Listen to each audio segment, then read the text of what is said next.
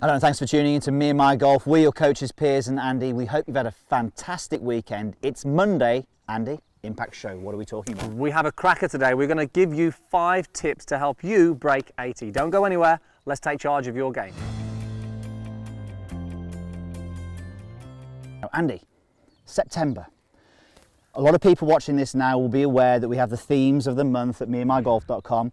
Really excited with September because it's all about the long game. So we've got loads of content about the long game. Obviously today's video, there's long game elements in it, but also for last month, really successful month as well, talking about lowering your golf scores. Yep. So we had the video series, Simple Secrets to Lower Scores. Make sure you check that out if you haven't seen it already. Still some time left in the season to lower your scores, lower your handicap and reach your goals. So make sure you check out that great video series. Now Andy, breaking 80.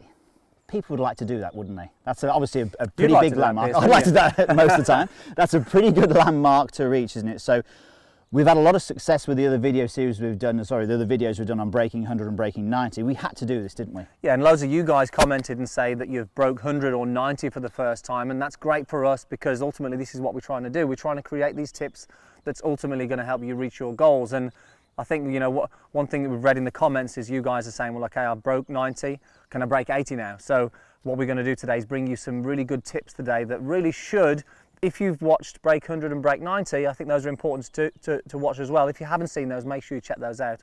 But today's tips really are going to help you definitely get under that 80 mark. Some really key ones, Piers, as well. Okay, should we get into tip 1? Yeah. Let's do it. Taking out the trouble. Now Andy, it's amazing how many people play golf without a strategy. Even good level players trying to break 80 don't actually have a strategy. So if you play a golf course or you're a member of a golf course that you know you're going to play regularly, get yourself a course planner and actually work out your strategy well in advance so you have all the options there ready for when you're playing the golf course. If you're playing the golf course for the first time, we recommend the first thing you do, go and get a course planner in the shop and spend maybe 5-10 minutes looking through that and planning out a pretty quick mini strategy. But Andy, if you haven't got a strategy, it's going to be very hard to break 80. So, you know, we're going to go through your strategy in a moment, but just really, we can't stress this enough. Take the time to get that strategy, and it just gives you a lot more confidence when you're about to play the game, doesn't it? It does, yeah. And look, the key thing is really what we're looking at here is making the best decisions out on the golf course. And as you mentioned, Piers, taking out the trouble. Now, we're on a par 4 here, and for a lot of guys who play golf on a regular basis, they get to a par 4 and they just ultimately go, okay, it's driver. Without really any thought. And then after the round, Piers, they go, well, I went in the fairway bunker on that. And you hear the top level players doing this, I made poor decisions. So look, if we can improve your decision making before you get out there and have a plan, taking out the trouble. So in some circumstances, like we're going to talk about in a moment, it's not always driver. I'm going to pick the best club that's going to put me in the best, safest position to actually attack the flag. And if we can do that throughout the whole course, you're going to find that your scores are going to be lower and you're going to save a lot of shots, Piers. Yeah, and so many people attach blame to the wrong part of their game. You know, I'm rubbish out of fairway bunkers. Well, don't put it in there. Yeah. If you've got a good strategy, then you're going to be okay. So I know you've got a couple of options here, Andy, because obviously you have the ability to actually hit this green here, so you can hit a driver. What would you do with the driver? Well, look, let's just quickly take a look at the yardage. This is off a slightly forward tee. I've got 270 yards to the middle of the green. So look, I can reach with the driver. Now, if I went for the green with the driver, if we take a look at this first of all, look, the hole here, I would actually, safe place to be is left side of the green. Right, you don't want to miss it. So if I did go with the driver, I'd be aiming it roughly left side of the green at that tree and maybe hitting a little fade. If I hit it straight, it's safe. If I hit it with a fade, it's on the green, which is good. Now, to stress the point of actually sort of having a little bit of a different strategy, Piers, I'm going to actually look here at the sort of widest part of the fairway. Now, if I wanted to hit the fairway here, I've got some bunkers to deal with. Now, the bunkers here, to clear these ones in front of me, I have, just quickly check that on here, I have 185 yards to clear these first 2 bunkers. Okay. And then I've got 241 to the far bunker on the left and 230 yards to the bunker on the right. So I've got a bit of a gap there to hit in between. Pretty big gap, actually. Quite a big gap. So if I hit 4-iron to clear the bunker on the left, I'm taking out the bunkers. I'm getting it over there, leaving myself in a good position to play the shot, and the bunkers aren't in danger. If I, let's say a mid-handicap pair, stand on here, hit driver, hit it in the bunker without real thought, then they're in trouble. So I'm really just positioning myself in a good place on there to really give myself the best chance possible. So the good thing with this is you're looking for a 210 to 225 yard tee shot, and we know it's going to stop quickly because it goes uphill. But the good thing with this is then as well, you have maybe an 80 yard shot, yeah. 70, 90 yard pitch, depending on what angle you're coming in from.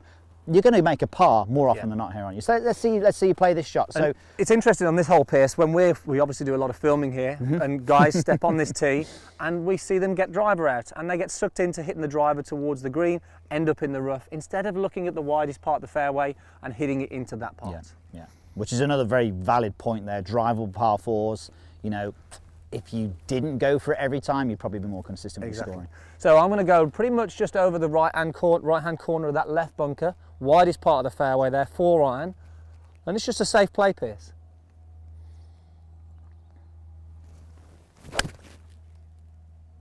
Simple. Again there, no problem at all there. That's just on the left-hand side of the fairway, and again I've left myself now a nice pitch in there, took out the bunkers. We've got a chance of making birdie. Easy.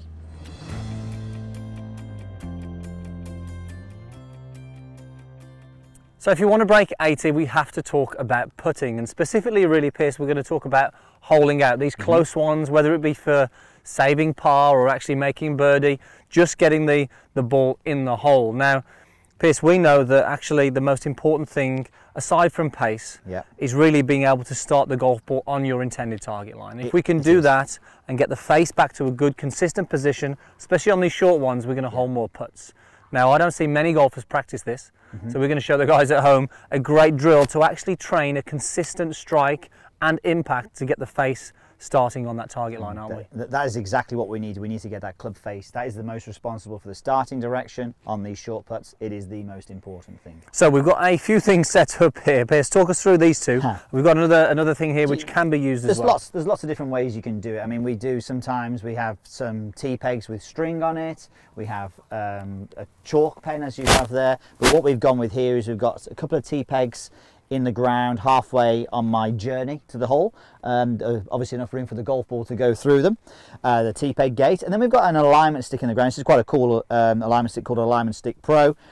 Really like this because what it does is obviously it's got some gauges on it, which is great, but I can, from this position now, it really suits me because I like to get my eyes over the golf ball. It allows me to see the line of the putt better, so I know that if I can get my eyes over there, so the middle of the golf ball, the alignment stick is running through the middle of the golf ball, and the alignment stick, I know that I'm lined up. Yeah. So if I now miss anything, it's pretty much because my face alignment is going to be the problem when I strike the golf ball. So I'm setting myself up ready to obviously attempt. And you're going to see straight away, if you pull it, you're going to see that the ball's going to start left and go left of the stick. If you push it, obviously you've got that. But you've also got a couple of tee pegs out there as well, making it even harder. So you've got two things that's really tightening up your dispersion. Yes. So if you can sort of start to get groove, returning the club back to a consistent position, we're going to hold more putts, like Piers is going to hopefully demonstrate here. So straight through on the first one. Straight through in the first one. And we're going to let him have a go at a few of these. And I think, look, we've set this up as a pretty flat putt, just to give him a benchmark to work from.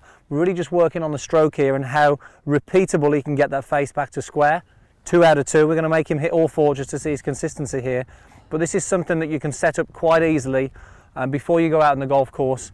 A couple of tee pegs if you haven't got an alignment stick. But as we've seen, 3 out of 3 there. Okay, no pressure on the last one. No pressure's on. This is to break 80. This is to break 80, this last one. Now, obviously, unfortunately, you can't do this on the golf course. But as we've said, it is a perfect little sort of station for you to condition, getting that alignment. Oh, that was close. That nearly had a wobble there.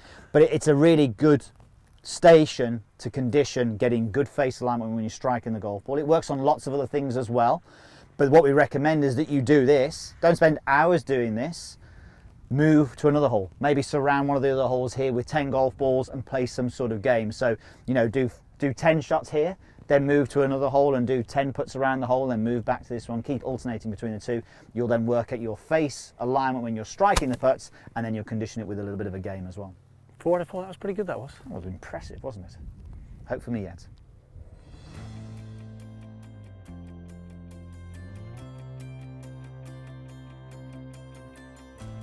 Pitch perfect. Now, we're not saying that you have to be a perfect pitcher to break 80, but it sure would help if you're more consistent, especially with your distance control.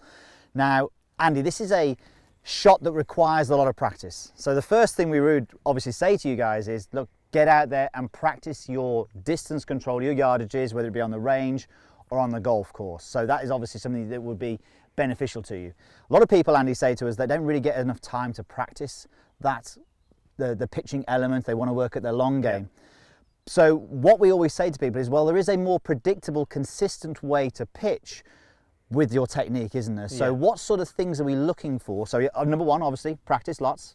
Number two is develop a technique which is a little bit more consistent, a little bit more deliverable, especially under pressure. So what sort of things are we looking for when we're doing this? Well, look, I think some of the key things, Piers, that golfers struggle with, first of all, when they come to pitch shots, their interaction with the ground isn't consistent, the trajectory and the height isn't consistent that they get as well, and the judging the distance isn't consistent. So if we can control a good loft when we hit the golf ball consistently, get a good interaction with the ground, so using the sole of the club very good, that's going to help us judge the distance, and that's going to really, and then ultimately really controlling the speed then is key, Piers. So you're talking strike, and you're talking a consistent loft? Yes. Okay, and there's ways of doing that, and there's ways of actually being inconsistent with those as well, isn't there? Yeah. So what are we looking for? Well, look, if you've got limited time, this is where this makes a big difference, because it just makes you more consistent, and you can do this with limited practice time. So what we're really looking at doing here is really controlling the wrists a little more. So we're actually going to hit some shots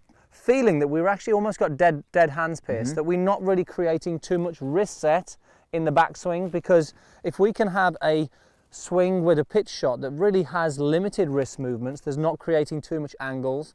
The great thing about this is it helps deliver the club using the sole nicely with a consistent loft to create that consistent trajectory.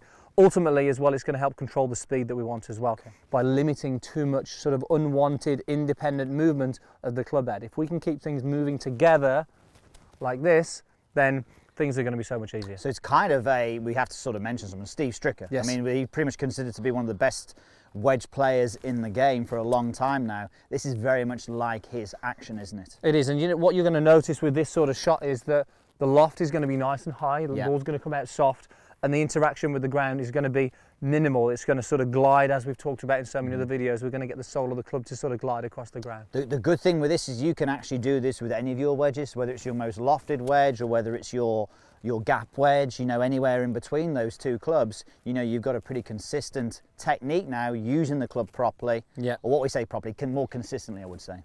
All right, should we see you play one here? What we got, about 50 yards here? Yeah, just under 50 yards. I'm just again got my 58 degree here. Again, just dead hands, hardly any interaction with the ground, and it'll land pretty softly, this one will.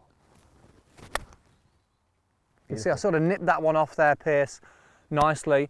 Soft landing, ball's pretty close there, and you can see, look at the ground, no sort of turf there, but a real nice solid strike on the club face. And you can see that is definitely going to be more consistent. You almost took more grass with your practice swing. Exactly. Very nice.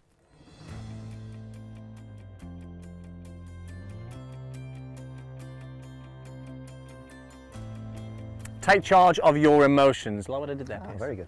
Look, the best players in the world are in control of their emotions. They don't let their emotions control them. This is the key thing when you're on the golf course. If you want to break 80, you need to be able to deal with your poor shots and your poor holes. You need to be able to move on and focus on what's ahead, because you can always salvage something from the round. So the first thing to understand is that you're always going to hit bad shots on the golf course. So I think when they come, you need to be able to deal with them and actually move on and focus on the rest of the round. Now, Piers, let's take Jordan Spieth, for example, at the Open this year. 13th hole, driver, hands on the head moment, ball's like 80 yards offline. He could have let that affect his next few holes, but he put it behind him and focused on what he had to do ahead. A lot of golfers we see would be talking about that shot 1, 2, 3 holes later, and that would have a negative effect on their game. So I think the first thing is to understand that, look, holding on to that emotion or letting your emotions control you will have a negative effect on the golf course for your round. So if you have the tools, Piers, to actually work at these on the golf course, you can work and identify when these happen. And if you're working on your emotions, it's going to have a positive effect on your score, isn't it? Yeah, it sure is. And I think, look, keep it as simple as possible. Be aware how maybe something to do is listen to what other people say as well, and actually figure out maybe they're doing things wrong as well. Don't tell them, obviously, but to work on it yourself, the best way to do this is to score yourself. So a scorecard in hand, whether you're marking a competition score or just having a friendly, have a scorecard, and when you complete a hole without showing a poor emotional moment, you can put a circle around it. So every time you complete a hole without a poor emotional moment, put a circle around the hole.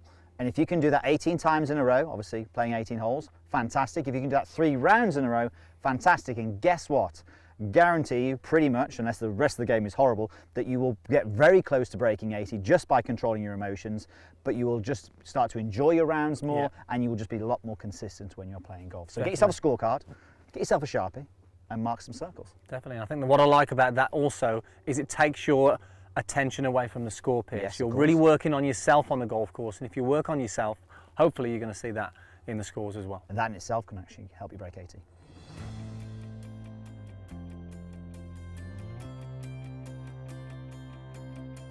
So Piers, you're almost there. You've nearly broke 80. You need 2 pars to finish. On the 17th now, par 5. You need a go-to shot. We need to get you hitting the fairway, and we talk about this a lot. A go-to shot is a shot that you need under pressure where you can get the ball in play to give yourself a chance. Now, the first thing is really you need to recognise and understand what is your go-to shot. Yes. What does the ball flight look like? Is it low? Is it high? Does it draw? Does it fade? And I think once you recognise that, Piers, then you really have the tools then to start putting it into practice when you're on the range to make sure you develop that and you're consistent with it. But also, what club does it look like as well? So what club do you tend to use for that go-to shot? It doesn't always have to be a driver on a par 5. You may feel more confident getting a rescue or a 3-wood in play. So Piers, let's talk about your go-to shot. You're under pressure, you need a par up here. What are you going to go to club-wise, and what is your go-to shot that you need to get in play, and why? Well, I tell you what I'm going to do first of all is tell you why I select this style of shot. So I think everyone who's watching this will probably be aware of their natural shape. So it's best to develop their go-to shot around their natural shape, if that makes sense. So if you fade the golf ball, then make it a fade. So I recently worked this year on maybe not so much drawing the golf ball, actually working at playing a little bit of a fade. So that straight away goes into my go-to shot. So I want to play a fade, and I'm going to go with the driver as well, because it's a club that I will feel comfortable with. It's a club that I will use a lot when I'm playing golf. So that is why I choose that one. It may be a 3-wood, it may be a 2-iron, a rescue, even a 4-iron off the tee, but you just need to have that go-to shot that you practice. So straight away for me then, driver is perfect. Now if I'm playing a fade on this hole here, I want to tee up on the right-hand side of the tee. So that's going to give me a better view down the left-hand side to then hit a fade. And actually the good thing with this hole, it actually works perfectly because it's a very narrow fairway, but it does slope from left to right, and it has got a slight dog leg on the landing area. So it works perfectly for the fade on that. Okay. Now, when I'm hitting this shot as well, I'm going to add a little bit extra into it. I'm just going to tee the golf ball a little bit lower. That does 2 things for me. It makes me fade it, and also it lowers the ball flight a little bit. So I'm actually going for a low fade. So that will be my absolute go-to shot. So teeing it a little lower. Just check the tee height on that there, so you can see from back there, you can hardly see the golf ball now behind that. Picking my target, which is the left-hand bunker, and I'm imaging that low fade as I play the shot in my mind. All right, here we go. Okay, you need it the fairway then, Piers, here. So need to hit the fairway. This is where the pressure starts building up to break that 80. So I'm sure you can do it then. Low tee height, going to fade it, and I'll probably take a little bit of effort level out of the shot. 2 order, look at that. And that is actually perfect, Piers. And that's actually good because that was about creating a result, and that was the best shot for me to do. If I'd have said play a high draw, might not have done it. There we go. So figure out what your go-to shot is. Maybe it's a different club. Figure that out, guys. Make sure you practice it, and you will need that under pressure if you want to break 80. So there you have it, 5 tips to help you break 80. We hope you enjoyed them. Look, make sure that you don't just watch those, put those into action. We want you to work at those, and if you do, and make sure you check out the 100 and the 92, if you put all those steps into action, we guarantee your scores will get lower. Indeed they will. Now look, if you're really serious about improving those scores and you want even more information, why don't you go to meandmygolf.com and check out simple secrets to lower scores. Click that link in the corner, it'll take you straight there. We know you'll enjoy it. Thanks for watching, see you soon.